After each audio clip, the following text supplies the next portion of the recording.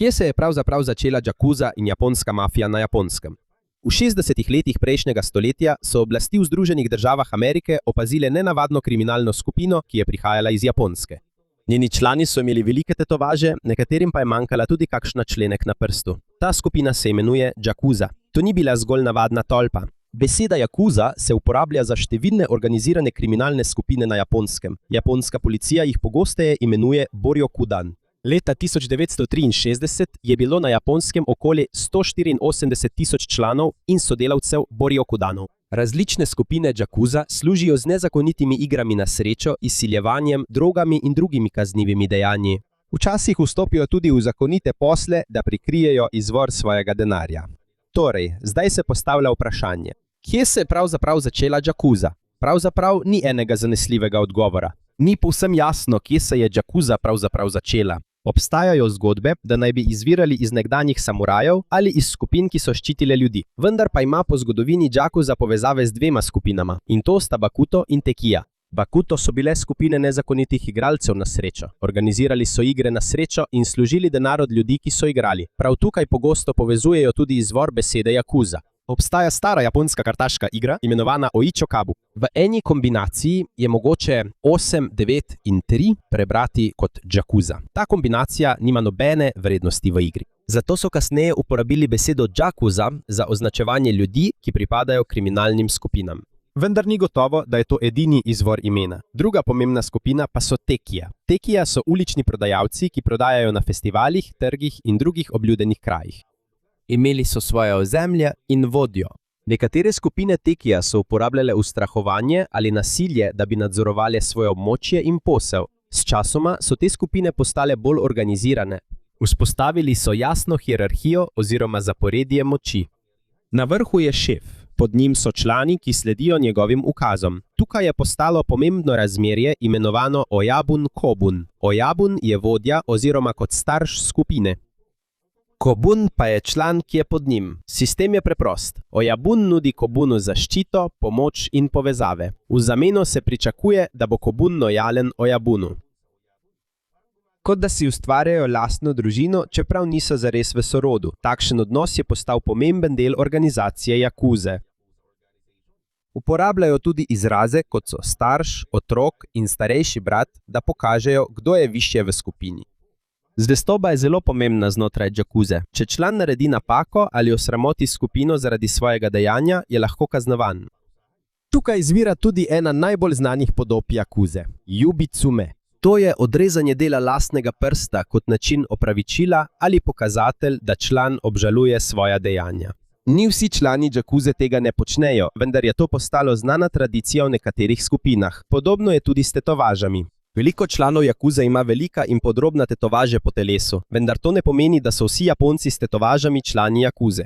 Na Japonskem je postala povezava med tetovažami in organiziranim kriminalom močna zaradi dolge zgodovine jakuze. Sčasoma so se nekdanje skupine hazarderjev, uličnih prodajalcev in drugih kriminalnih tolp razvile v večje organizirane kriminalne skupine.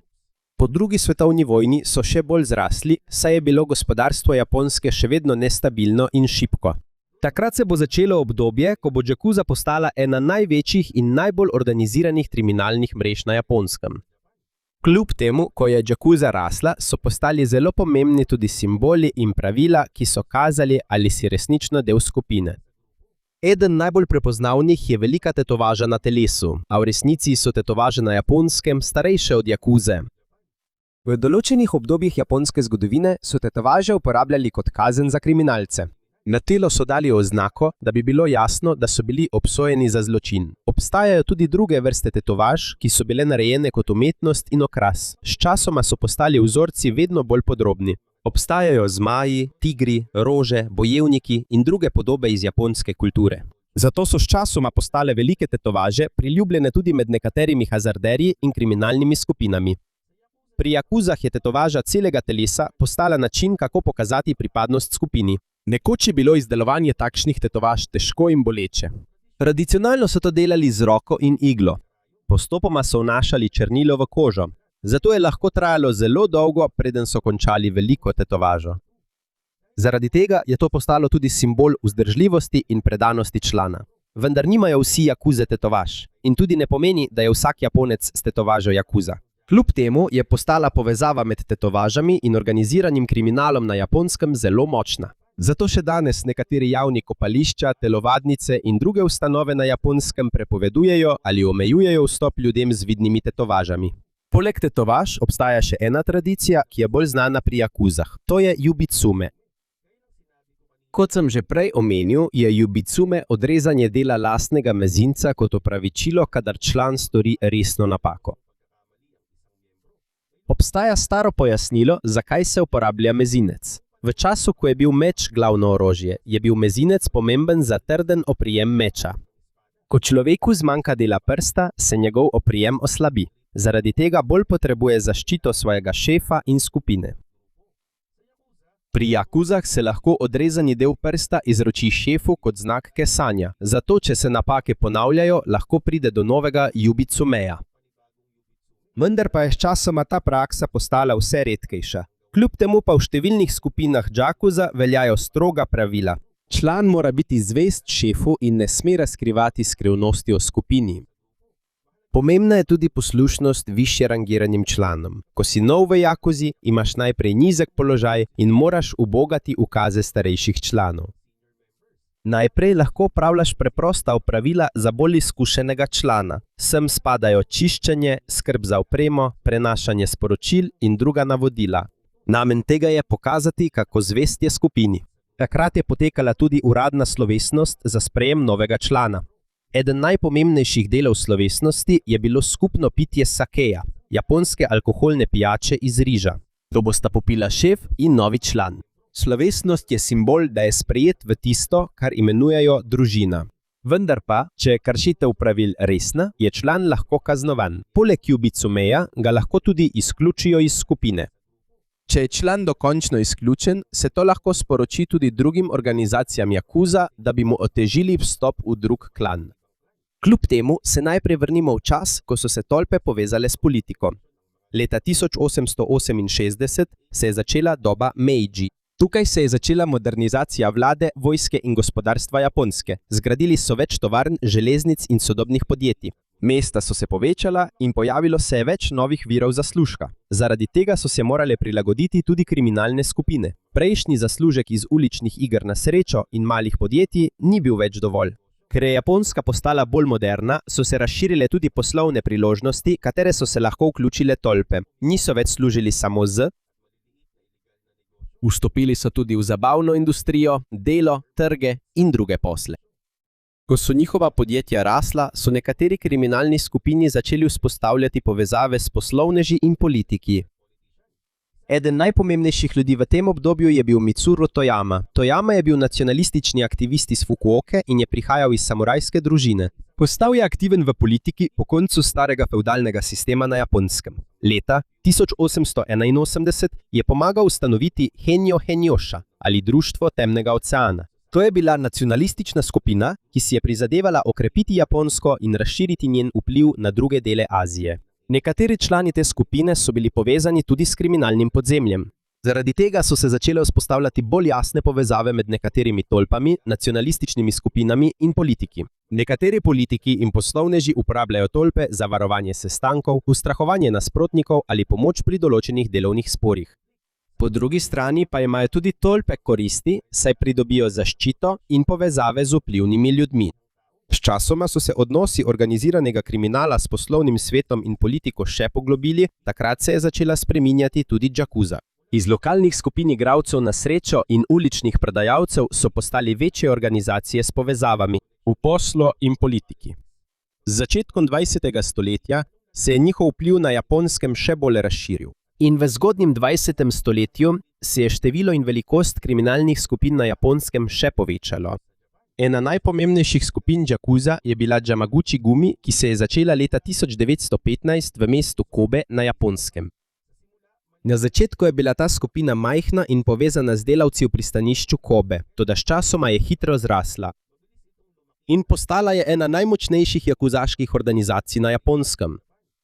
Eden najpomembnejših voditeljev je bil Kazuo Taoka. Taoka je postal šef po drugi svetovni vojni. Pod njegovim vodstvom je Yamaguchi Gumi razširil svoje operacije v številne dele Japonske. Toda preden je skupina zares postala močna, je Japonska doživela največje spremembe v svoji sodobni zgodovini. Leta 1941 je Japonska vstopila v vojno proti Združenim državam Amerike in drugim zavezniškim državam. Po skoraj 4 letih bojev je bila Japonska poražena. Avgusta 1945 sta bili Hirošima in Nagasaki bombardirani z atomsko bombo. Tudi Sovjetska zveza je vstopila v vojno proti Japonski.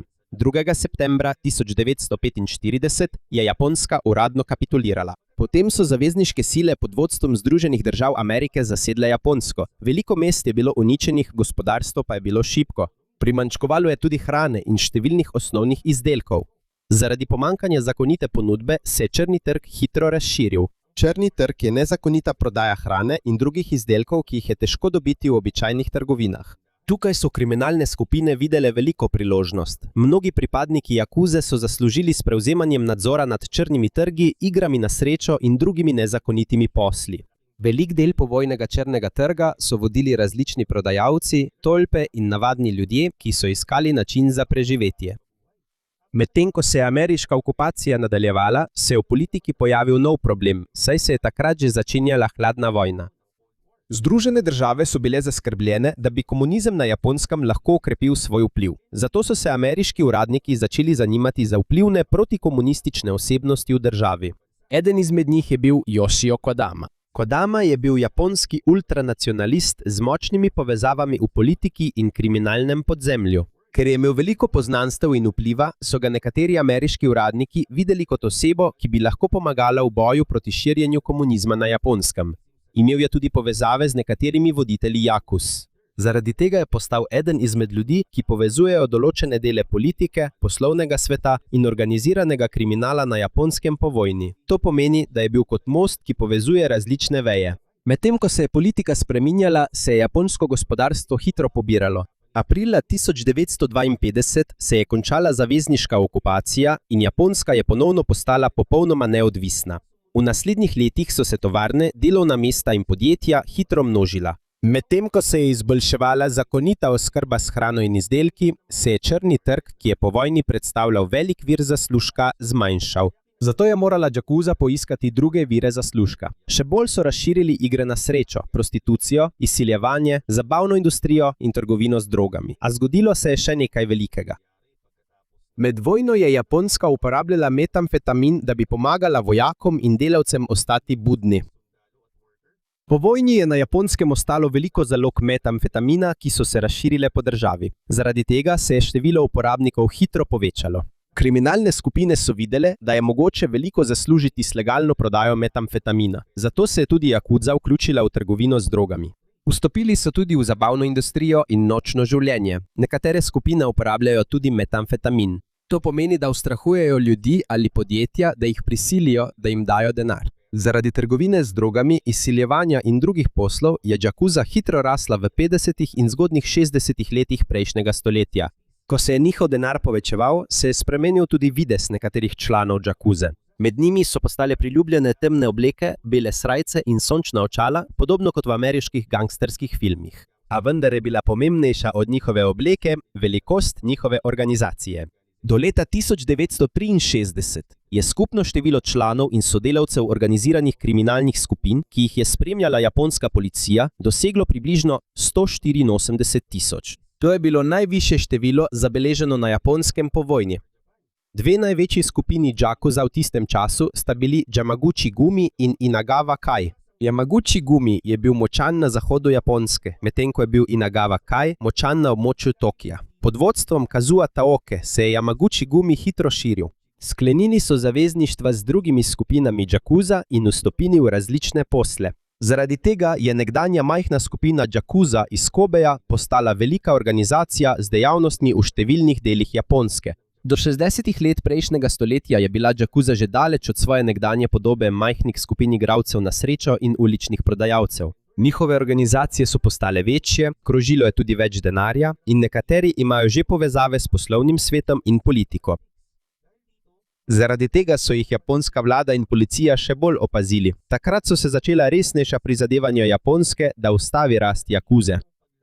V 70. letih prejšnjega stoletja so velike organizacije jakuze še naprej krepile svojo moč. Oktobra 1972 sta Yamaguchi Gumi in Inagawa Kai, dve največji skupini jakuze na Japonskem, sklenili zavezništvo. Pri tem so zelo pomagale povezave Yoshija Kodame, ki je bil znan po svojih odnosih s politiko in organiziranim kriminalom. Vendar je bil Kodama le nekaj let pozneje vpleten v enega največjih političnih škandalov na Japonskem.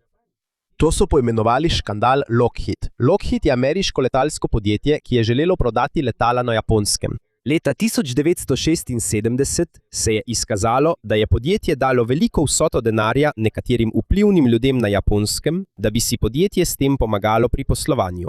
Eden od vpletenih je bil Yoshio Kodama. Zaradi svojih političnih povezav je Kodama postal pomemben posrednik med Lockheedom in nekaterimi japonskimi uradniki.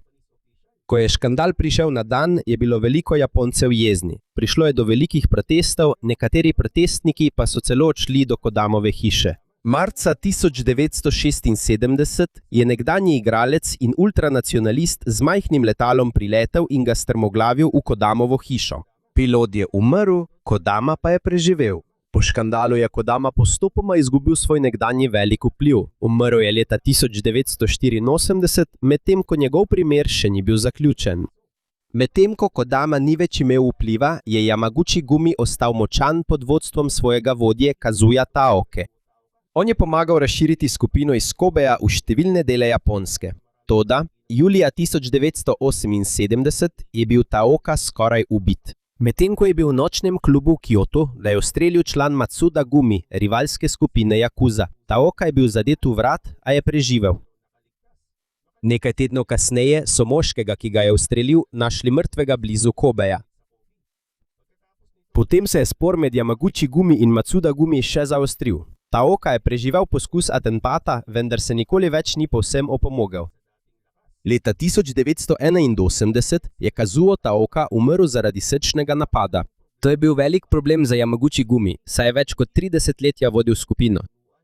In on je bil razlog, zakaj se je ta skupina iz majhne tolpe v Kobeju razširila v nacionalno kriminalno organizacijo. Po njegovi smrti ni bilo jasno določenega novega šefa. Tisti, za katerega so pričakovali, da ga bo nasledil, je bil Kinichi Yamamoto, eden izmed vodilnih v Yamaguchi Gumi. Toda tudi Yamamoto je umrl kmalu zatem. Zaradi tega je začasno pomembno vlogo prevzela Fumiko Taoka, žena Kazua Taoke. Fumiko je pomagala ohraniti organizacijo skupaj, medtem ko so iskali novega stalnega vodjo. Leta 1984 je bil Masahisa Takinaka izbran za novega šefa Yamaguchi Gumi, vendar pa se vsi starejši člani s tem niso strinjali, nekateri so izstopili in ustanovili svojo skupino, ki so jo poimenovali Ichigumi. Tukaj se je začel nov velik konflikt znotraj japonskega podzemlja. Leta 1985 so člani Ichiwakai ubili Takinako. Njegov umor je sprožil Jamaiči vojno, veliko vojno med tolpami, ki je trajala več let in povzročila na stotine nasilnih incidentov. Medtem ko je v Yamaguchi Gumi vladal kaos, so druge velike jakuza organizacije še naprej krepile svojo moč. Ena izmed njih je bila Sumiyoshi Kai, sedežem v Tokiu. Njena struktura je bila drugačna v primerjavi z Yamaguchi Gumi. Pri Yamaguchi Gumi je bila moč glavnega šefa bolj jasna. Pri Sumiyoshi Kai je bolj podobno federaciji številnih tolp. Vodje posameznih skupin imajo večjo samostojnost. Zato so v 80. letih 3 imena postala najpomembnejša v japonskem organiziranem kriminalu. Yamaguchi Gumi, Inagawa Kai in Sumiyoshi Kai. Toda pa so te skupine rastle, je naraščal tudi pritisk strani policije in japonskih oblasti. Že v 60. letih je policija začela izvajati velike akcije proti jakuzam. Veliko manjših tolp je izginilo, vendar je to imelo nepričakovan učinek. Namesto da bi organizirani kriminal popolnoma izginil, se je veliko članov manjših tolp pridružilo večjim organizacijam. Zaradi tega so postali še bolj dominantni Yamaguchi Gumi, Inagawa Kai in Sumiyoshi Kai. Do 1980-ih jakuza ni bila več le preprosta ulična tolpa. Imeli so veliko denarja, imeli so tako legalne kot nelegalne posle. Nekateri so imeli povezave s politiko in poslovnim svetom. In imeli so velike organizacije, ki so lahko delovale v številnih delih Japonske. Toda bolj ko je njihova moč rasla, teže jih je bilo japonski vladi prezreti. V 80. letih je jakuza postala še večji problem za Japonsko.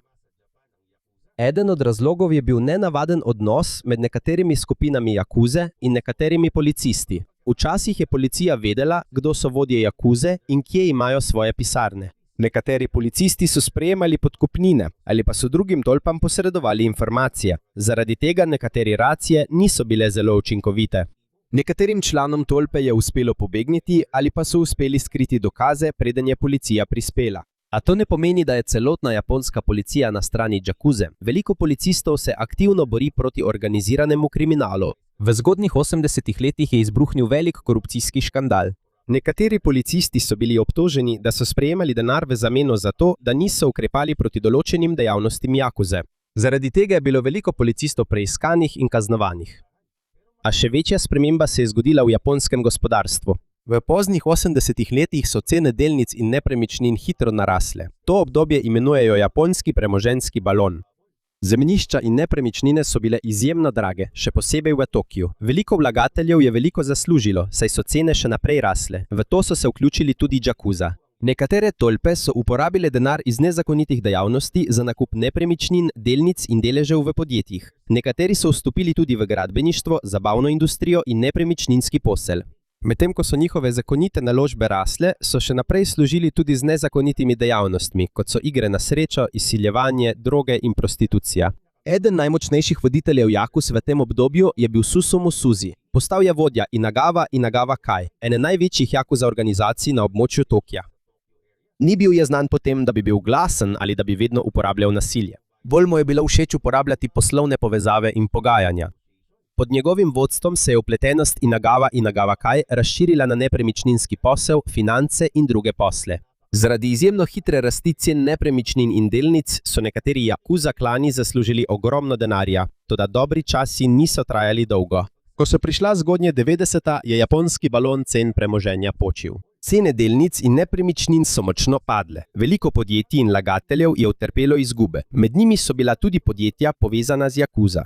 Velika težava je bila tudi pri bankah. V letih balona so podelili ogromno posojil, kjer so bile nepremičnine uporabljene kot zavarovanje. Ko so cene zemljišč padle, veliko posojil ni bilo več odplačanih. Izkazalo se je tudi, da je bilo nekaj slabih posojil povezanih z organiziranim kriminalom. Tukaj je japonska javnost in vlada še bolj spoznala, kako globoko je jakuza vpletena v zakonito gospodarstvo. Hkrati so se nadaljevale vojne med tolpami, izsiljevanja in drugi zločini. Zato se je japonska vlada odločila sprejeti strožje zakone. Marca 1992 je Japonska uvedla strožji zakon proti jakuzi, imenovan zakon proti Boryokudan. Boryokudan je izraz, ki ga japonska policija uporablja za organizirane kriminalne skupine, kot je jakuza. Po tem zakonu je lažje preprečiti in obtožiti tolpe, ki uporabljajo ustrahovanje, izsiljevanje in prisilno pobiranje denarja. Včasih so številne skupine jakuza delovale povsem odkrito. Imeli so svoje pisarne, napise in znane voditelje. Vendar so zaradi novega zakona nekateri začeli skrivati svoje dejavnosti. Nekateri člani se tudi ne predstavljajo več kot uradni člani jakuze, vendar so še vedno povezani s tolpo kot sodelavci. Zaradi tega je policiji postalo težje ugotoviti, kdo so dejansko aktivni člani. Kljub temu se število članov jakuze postopoma zmanjšuje. V zgodnjih 90. letih je bilo članov in sodelavcev še vedno na 10 tisoče. In ko so se zakoni zaostrovali, jakuza ni mogla več delovati tako odkrito kot prej. Težje so odpirali bančne račune, dobivali posojila, najemali nepremičnine in vstopali v zakonite posle. Za poslovneže in politike je postalo tudi bolj nevarno, če so jih videli v povezavi z jakuza. Zaradi tega so nekatere skupine jakuza spremenile način svojega delovanja. Bolj so se usmerile v pranje denarja, finančne zločine in posle v tujini. Zato so se iz nekoč odkrite kriminalne organizacije postopoma spremenili v bolj tiho in težje prepoznavno skupino. Potem, ko so v 90. letih zaostrili zakone proti jakuzi, jim je postalo težje služiti denar na stari način. Zato so nekatere skupine jakuza začele gledati v tujino. Eden od nezakonitih poslov, v katere so vstopili, je trgovina z ljudmi. Obstajajo kriminalna omrežja, ki so pripeljala ženske iz drugih držav na Japonsko z obljubo zaposlitve. Ko pa pridejo na Japonsko, so nekatere prisiljene delati v prostituciji in jih nadzorujejo kriminalne skupine. Jakuza se je vključila tudi v mednarodno trgovino z drogami. Na Japonskem je nezakoniti metamfetamin že dolgo problem. Nekatere skupine jakuza so bile vpletene v uvoz in prodajo te droge. Ko se je njihovo omrežje širilo, so vzpostavili tudi povezave z drugimi kriminalnimi skupinami v Aziji, Evropi in obeh Amerikah. Vlada Združenih držav Amerike je sama prepoznala jakuze kot transnacionalno kriminalno organizacijo zaradi njihove vpletenosti v trgovino z drogami, trgovino z ljudmi, goljufije in pranje denarja. Obstajajo tudi povezave jakuze v Združenih državah Amerike. Njihovo dejavnost na Havajih in zahodni obali Amerike že dolgo opažajo. V Združenih državah so povezani s primeri trgovine z drogami in pranjem denarja.